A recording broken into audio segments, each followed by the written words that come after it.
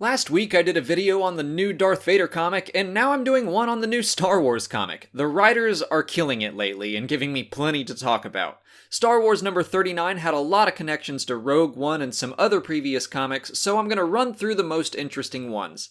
First up is the return of Two Tubes and the Partisans. We saw some of them escaping as Jedha City was destroyed in Rogue One. Two Tubes was one of the survivors, and he leads what's left of his people. You might remember that there were two people called Two Tubes, Benthic and Edrio. Benthic survived, but his brother unfortunately did not. Luke, Leia, and Han offer the support of the Alliance, and he kinda laughs them off, saying they're basically not strong enough to be partisans, and he tells them that Saw Gerrera once attacked civilians with flechettes just to send a message to the Empire. That exact event was detailed in the book Rebel Rising.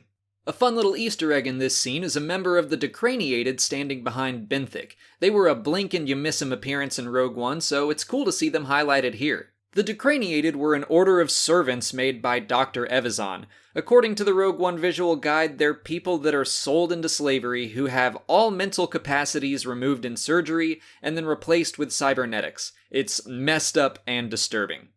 Meanwhile, the Empire has returned to Jedha so they can mine what Kyber crystals are remaining. I assume that's to supply the second Death Star.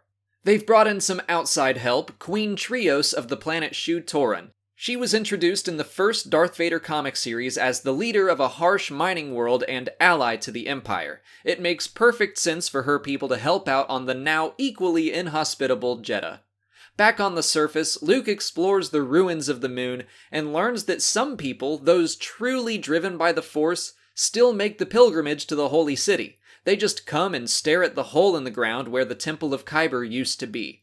There is said to be a new makeshift temple built on the edge where people can contemplate the abyss where the Force howls. Some of the pilgrims are even happy about the destruction, specifically the cult of the Central Isopter. Information about them was revealed in the Rogue One visual guide. They're said to be a death-worshipping cult, so yeah, I guess they would be pretty jazzed about an entire city being killed. Luke starts to learn a little about Jyn Erso and the other members of Rogue One until they're interrupted by stormtroopers rounding up the citizens. Luke springs into action and winds up killing all of them, and it's shown to be a pretty dark moment. I'd say showing Luke's dark side is pretty interesting timing as we near The Last Jedi. It's still pretty ambiguous how Luke is going to be handled in the new film, but seeing this side of him might not bode well for the good guys.